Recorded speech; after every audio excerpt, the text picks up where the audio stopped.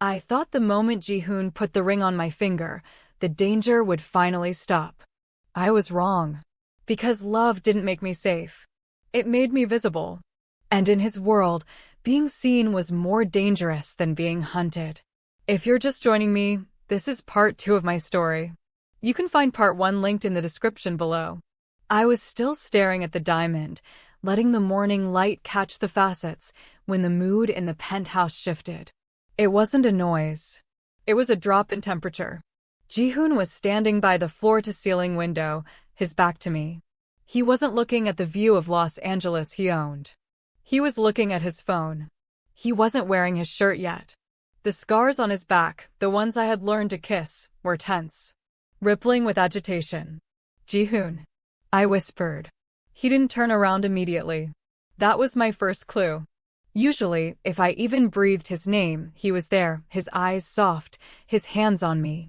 Today, he stayed frozen. They know, he said. His voice was gravel. I sat up, pulling the silk sheet around me. Who knows? The police? The elders, he turned then. His face wasn't the face of the man who had proposed to me last night. It was the face of the Silent King. The board of directors. The grandfathers. The people who actually control the money that fuels this empire. He walked over to the bed, but he didn't sit. He stood over me, looking at the ring on my finger like it was a target. The engagement made the news in Seoul an hour ago, he said. My uncle leaked it. He wanted to force their hand. Force whose hand? I asked, my stomach tightening. Ji-Hoon, you defeated Choi. The war is over. You said we were safe. I said we were safe from bullets, Diane, he said, and the exhaustion in his tone terrified me. I didn't say we were safe from tradition. The elevator dinged. We both looked at the doors. It wasn't an assassin. It was Mrs. Park. But she didn't have her usual clipboard. She was carrying a garment bag that looked like a body bag. And behind her were 2 women I didn't know.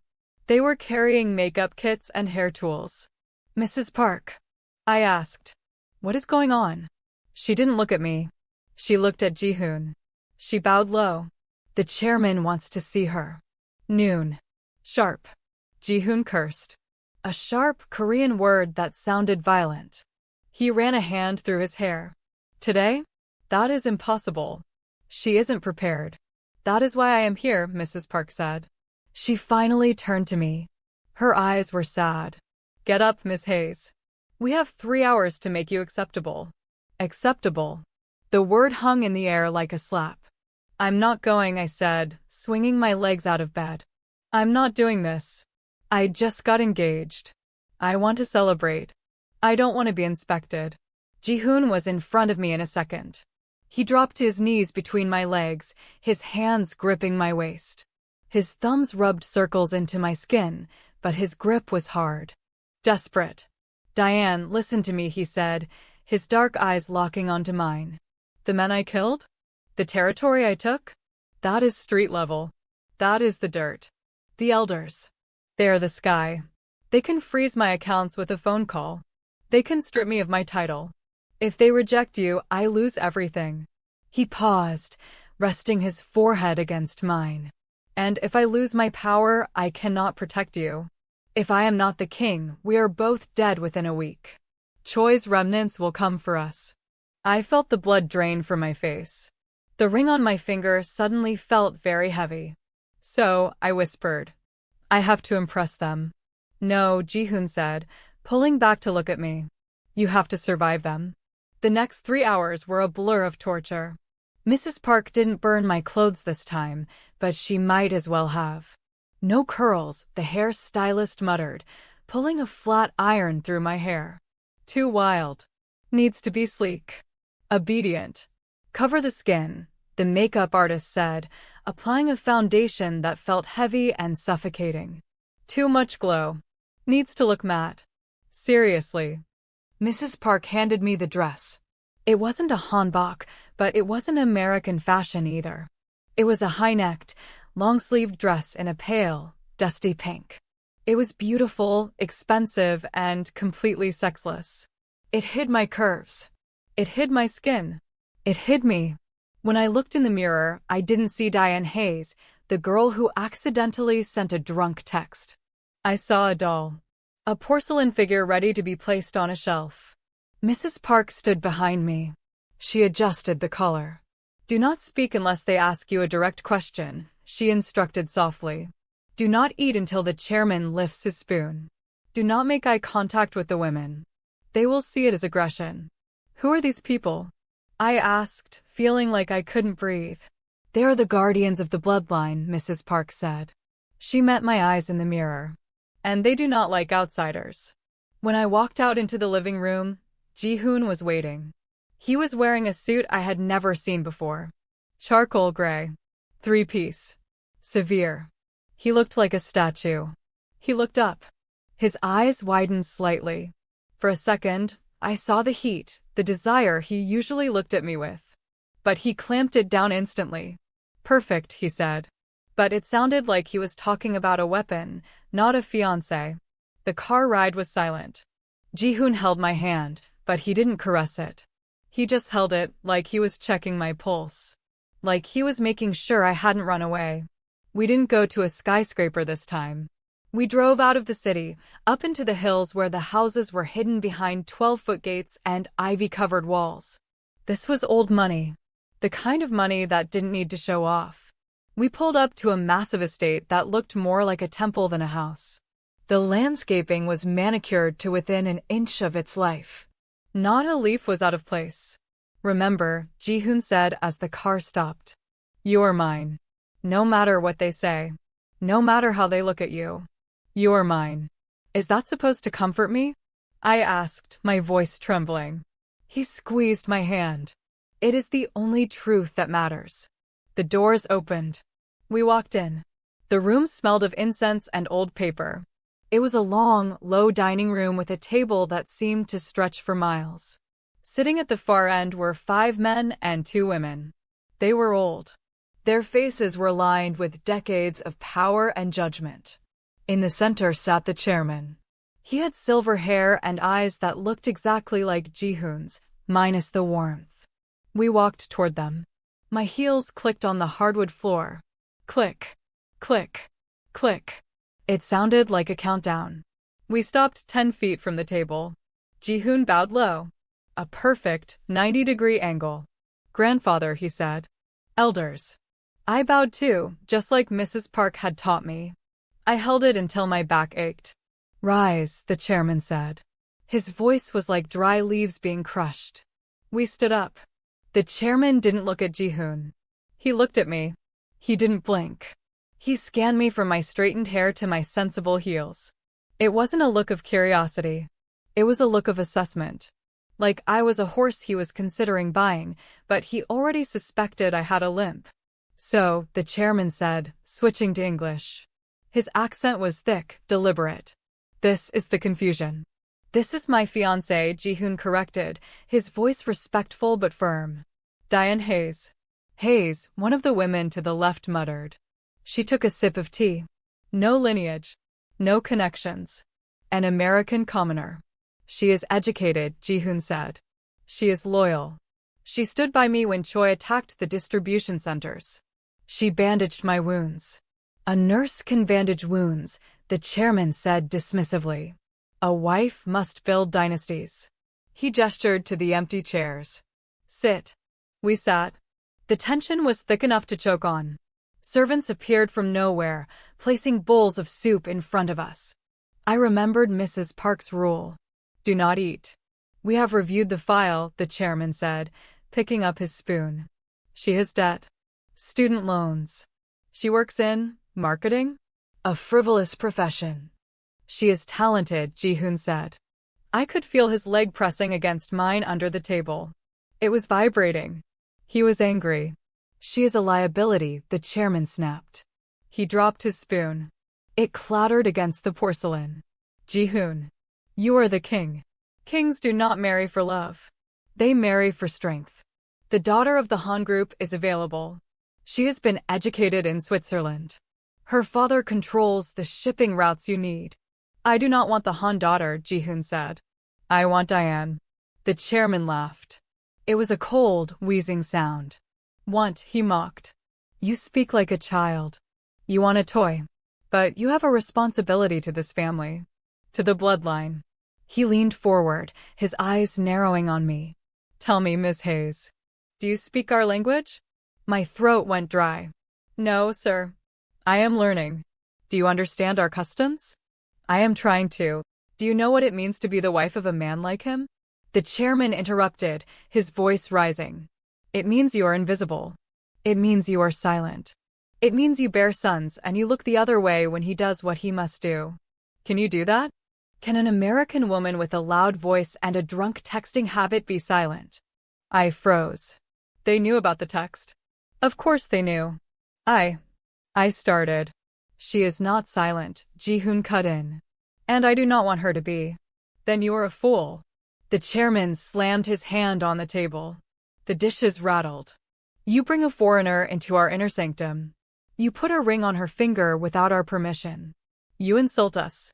I am the head of this family, Ji-Hoon said, his voice deadly quiet. I do not need permission. You are the head because we allow it. The chairman stood up. And we can remove you. The silence that followed was deafening. This was it. The threat. The chairman looked at me with pure disgust. I will give you a choice, Miss Hayes, he said. Since you like deals. He reached into his jacket pocket. He didn't pull out a gun. He pulled out a checkbook. He wrote quickly, ripped the paper out, and slid it across the long table. It stopped right in front of me. I looked down. It was a check for $5 million. Leave him, the chairman said. Go back to your little life. Pay your debts. Buy a house. Find a man who drives a Honda and lives in the suburbs. Disappear. Grandfather. Ji-Hoon stood up, his chair scraping violently against the floor. Sit down, the chairman roared. He looked at me. Take the money, girl. Because if you stay, you will not survive us. We will not kill you. That is messy. We will simply make you wish you were dead. We will isolate you. We will shame you. We will ensure that every door in this city is closed to you. You will be the queen of nothing. I stared at the check. $5 million. I looked at the old man. I looked at the women who were sneering at me. Then I looked at Ji-Hoon. He wasn't looking at the check. He was looking at me. And for the first time since I met him, he looked terrified. He thought I was going to take it. He thought the pressure was too much. I slowly reached out and picked up the check. The paper was crisp between my fingers. $5 million. Freedom. Safety. And a life without him. I looked the chairman in the eye. You think I'm here for the money, I said. My voice wasn't shaking anymore. Everyone is here for the money, the chairman scoffed. I stood up. I didn't tear the check. That was a movie cliché. I simply set it back down on the table and slid it back toward him. I'm not expensive, I said, my voice ringing clear in the silent room. I'm priceless. And so is he. Keep your money. You're going to need it to buy the shipping routes Ji-Hoon is going to take without your help. Ji-Hoon's head snapped toward me. A shock of pride flashed in his eyes. We are leaving, I said to Ji-Hoon. I'm not hungry. I turned and walked toward the door. I didn't wait for him. I heard the chair scrape. I heard footsteps behind me. But as I reached the heavy wooden doors, the chairman's voice stopped me. If you walk out that door with him, the old man hissed, you start a war within your own home. There will be no peace. Only slowly suffocating. I turned back. I grabbed the handle of the door. I'm used to war, I said. I'm dating Ji-Hoon. We walked out into the sunlight. But as the heavy door slammed shut behind us, I realized my legs were shaking. I had just declared war on the most powerful people in Korea. Ji-Hoon grabbed my arm, spinning me around before we reached the car. He pulled me into his chest, burying his face in my neck. He was shaking too. You are crazy, he whispered. You are absolutely crazy. I learned from the best, I said, holding on to him. But as I looked over his shoulder, I saw Mrs. Park standing by the car. She wasn't smiling. She was looking at her phone, her face pale. She looked up at us. Sir, she said. The accounts. They just froze the personal assets. All of them. Ji-Hoon pulled back. He checked his phone. They didn't wait, he said, staring at the screen. They cut us off before we even left the driveway. What does that mean? I asked. It means, Ji-Hoon said, looking at the massive estate we had just left, that for the first time in my life, I am broke. He looked at me, his eyes dark with guilt. I can't buy you safety anymore, Diane. I took his hand. It was trembling. Good, I said. I never liked the golden cage anyway. But as we got into the car, I knew I was lying. Because without the money, without the influence, we were just targets. And the hunt was about to begin. The silence in the car was heavier than the confrontation we had just left. It wasn't the peaceful silence of safety, it was the suffocating silence of a bomb waiting to go off. Ji-Hoon was staring at his phone, his thumb swiping frantically. Frozen, he muttered. Grandfather wasn't bluffing. The Cayman accounts, the Swiss holdings, even the emergency funds in Singapore. They locked it all. What about the company accounts? I asked. I am the CEO, Ji-Hoon said, his jaw tight. But the board controls the treasury. They have flagged me as compromised. Until the board votes to reinstate me, I cannot move a single one. The car began to slow down. We weren't at the Sky Tower. We were on a busy street corner in downtown LA, miles from the penthouse. Lee? Ji-Hoon looked up at the rearview mirror. Why are we stopping? Driver Lee, the man who had driven me to that first terrifying meeting, the man who had guarded my door, didn't look back. His knuckles were white on the steering wheel. I am sorry, Sir, Lee said. His voice cracked. The order came through the secure channel. All company assets must be returned to the garage immediately. Personnel are to report for debriefing or face termination. Ji-Hoon went still. You are leaving us here? I have a family, sir, Lee whispered. They threatened my pension. My son's tuition. Ji-Hoon closed his eyes for a second. He took a deep breath.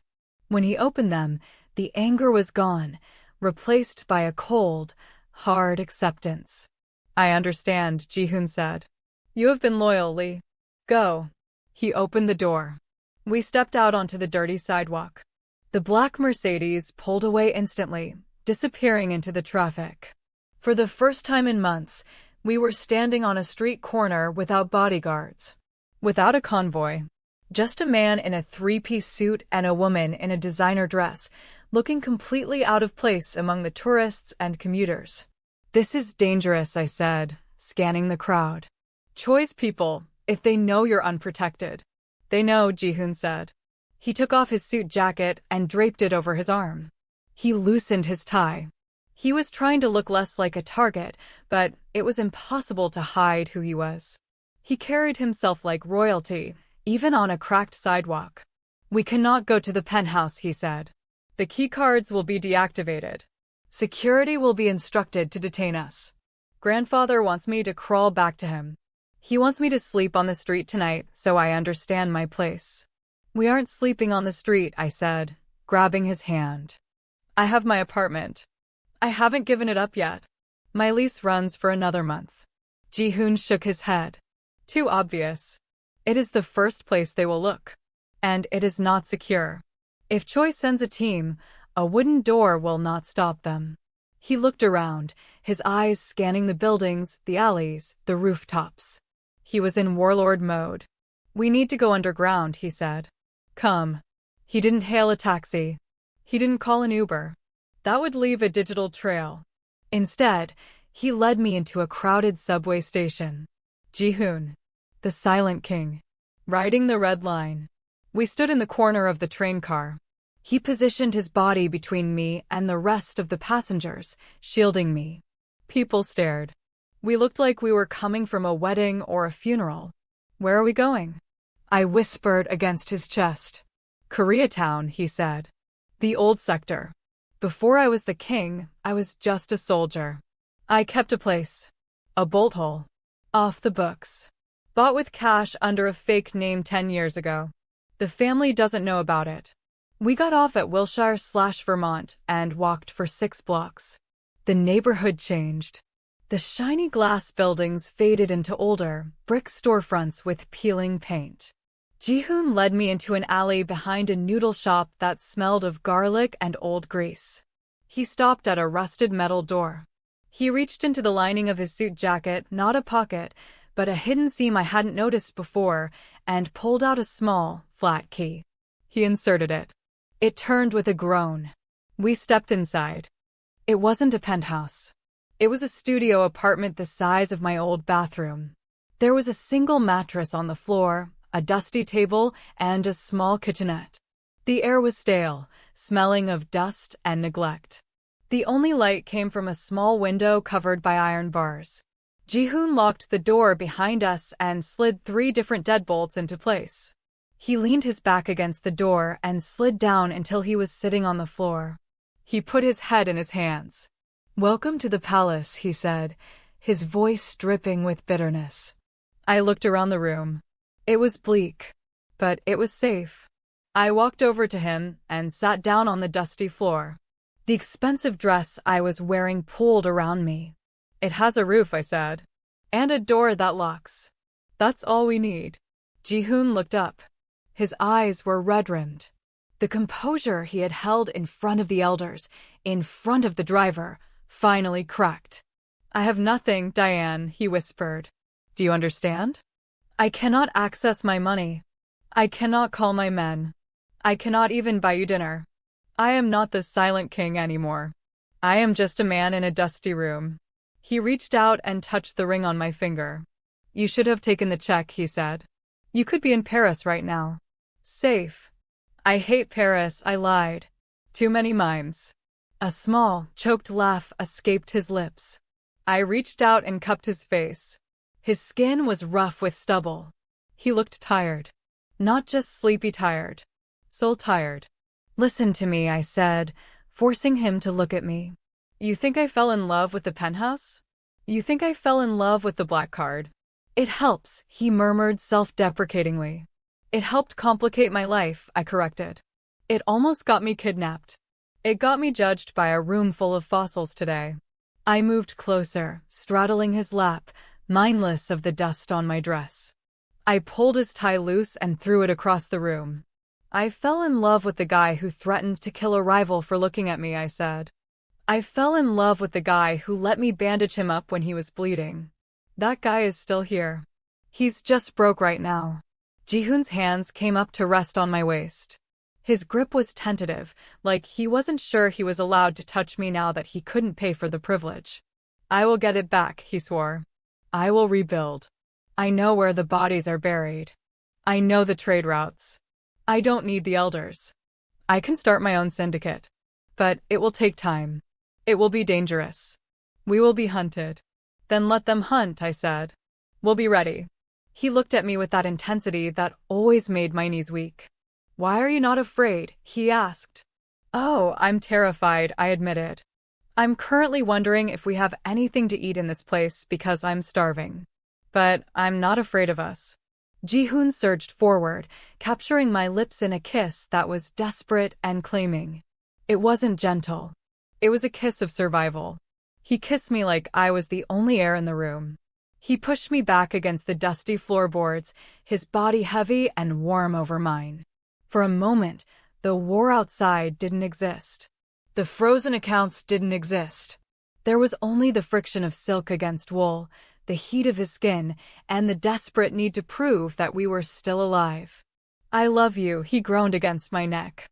"I will burn the world down to get you back to the top."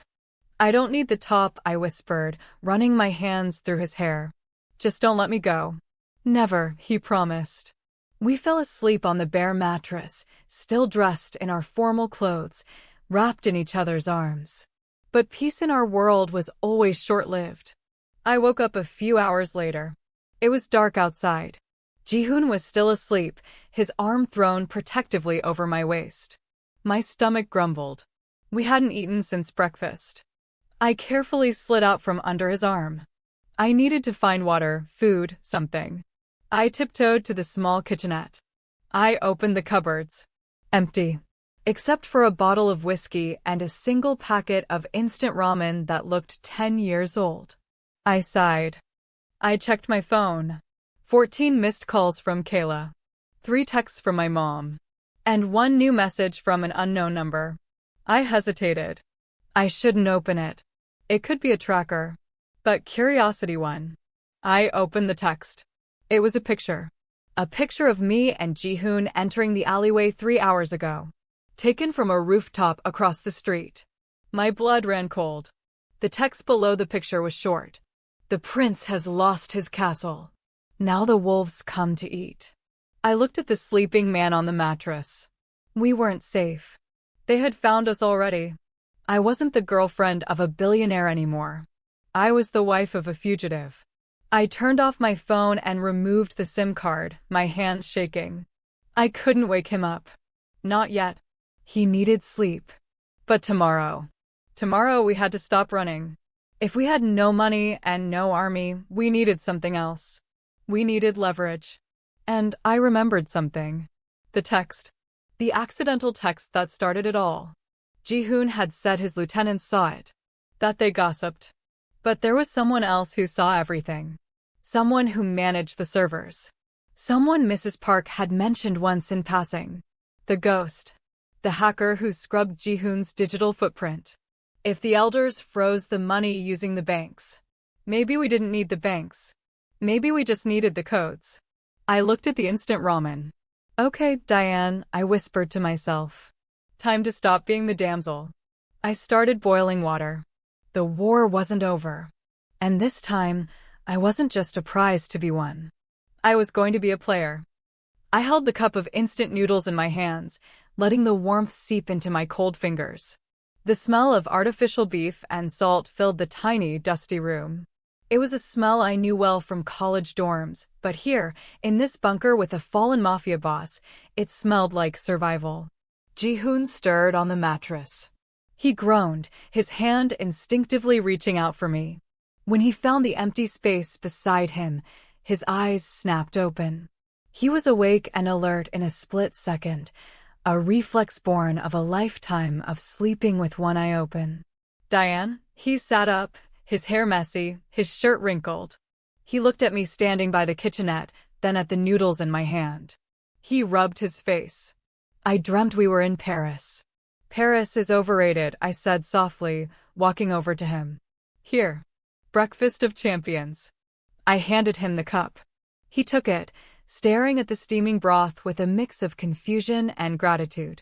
This was a man who ate off gold-rimmed plates yesterday.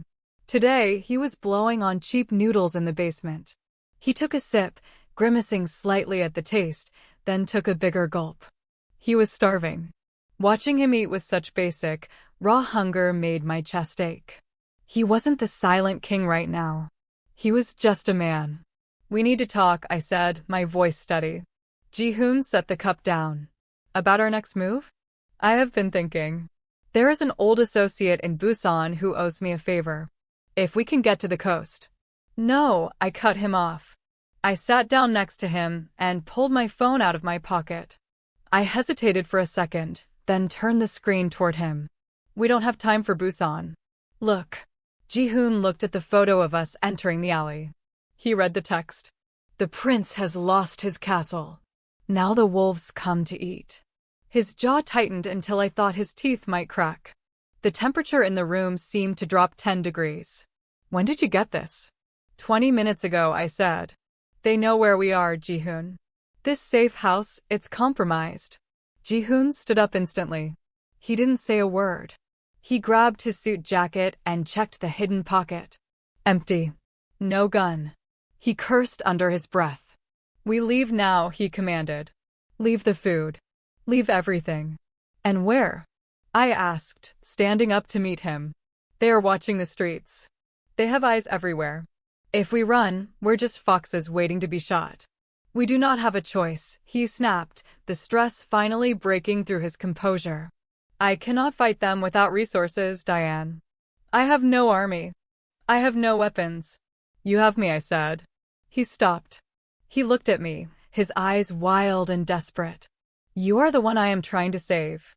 If they catch us, they will use you to break me. Do you understand?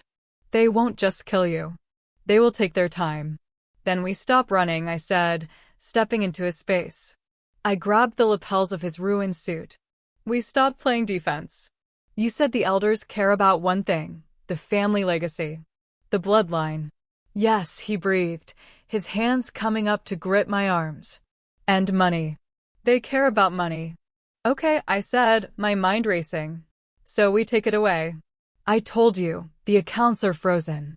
Not the bank accounts, I said. The dirty ones. The ones you told me about months ago. The shadow ledger.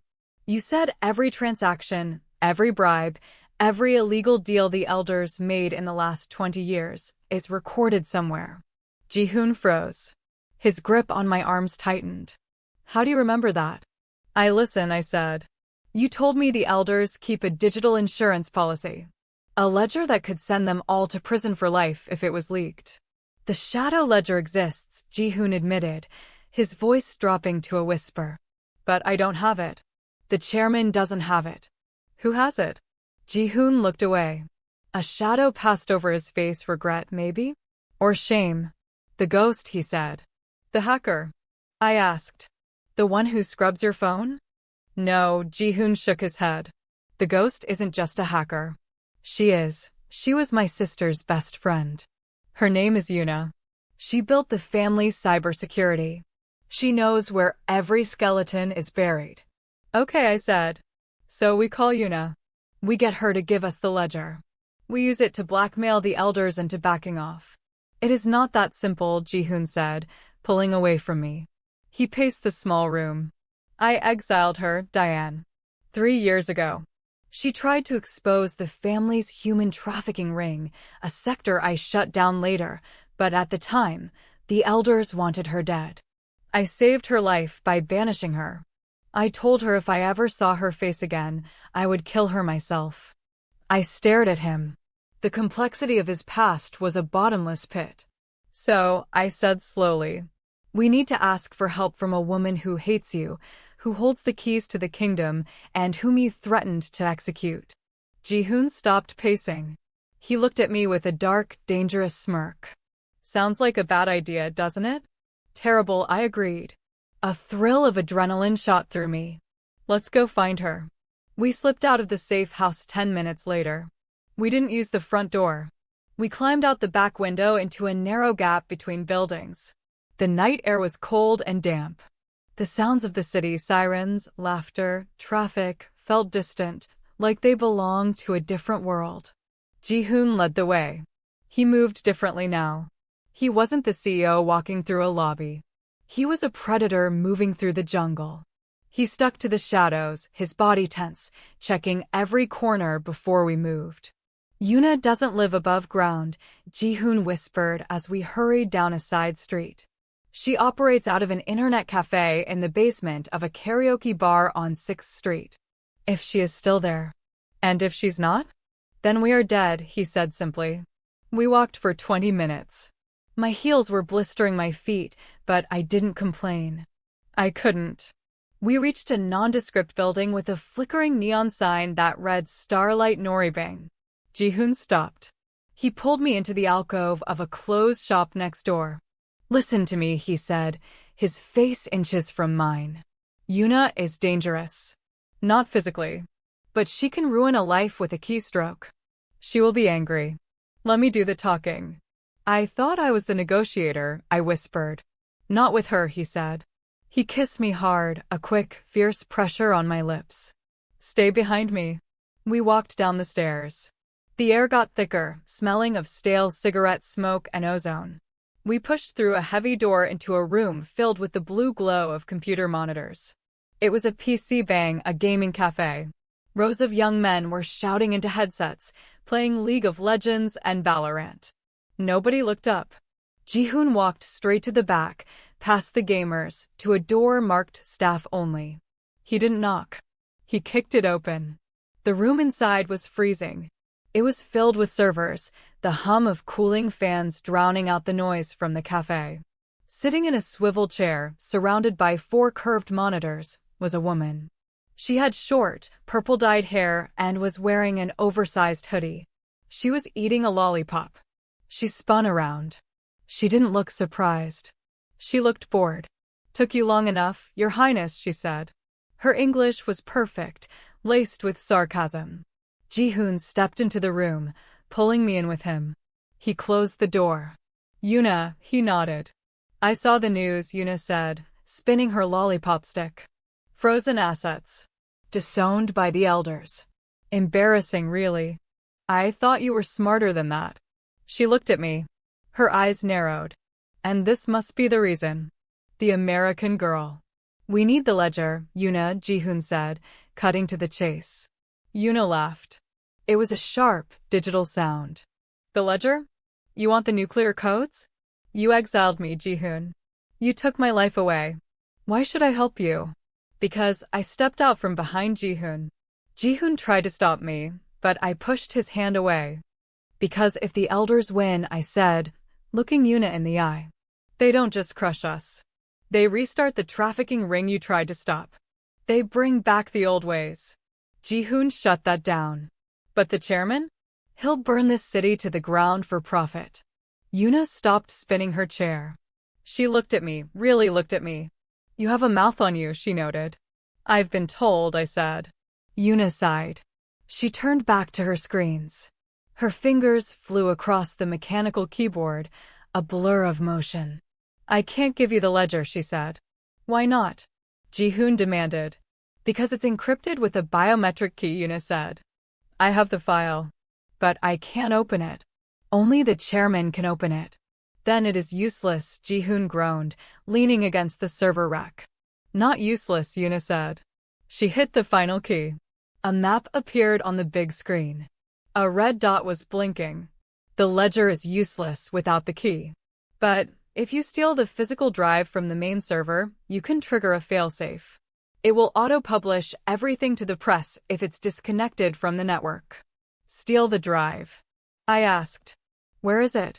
Yuna pointed at the red dot. The chairman's private vault. In the basement of the estate you visited today. Ji-Hoon went pale. That is a fortress. It is suicide. It's the only way, Yuna said. She pulled a USB stick from her computer and tossed it to Ji-Hoon. He caught it. This will disable the silent alarm for exactly 10 minutes. That's all I can give you. Ji-Hoon looked at the USB stick. Then he looked at me. We have to break into the chairman's house, he said. While he is hunting us. We have 10 minutes, I said, my heart hammering against my ribs like a trapped bird. That's 9 more than we need. Ji-Hoon smirked. It was the first genuine smile I had seen on his face all day.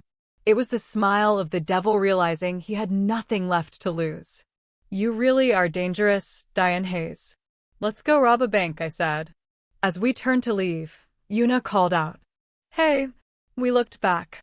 Don't die, she said, popping the lollipop back into her mouth. I want to see the look on the chairman's face when his empire burns.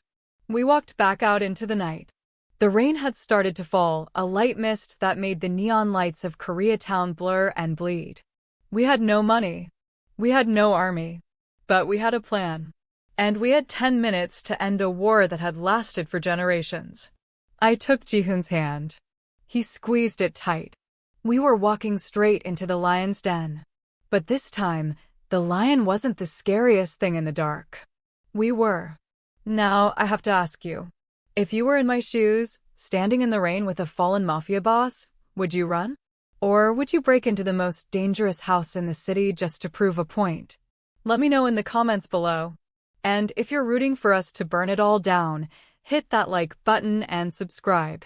Because Part 3 is going to be explosive. This is Stories Pulse. I'll see you in the vault.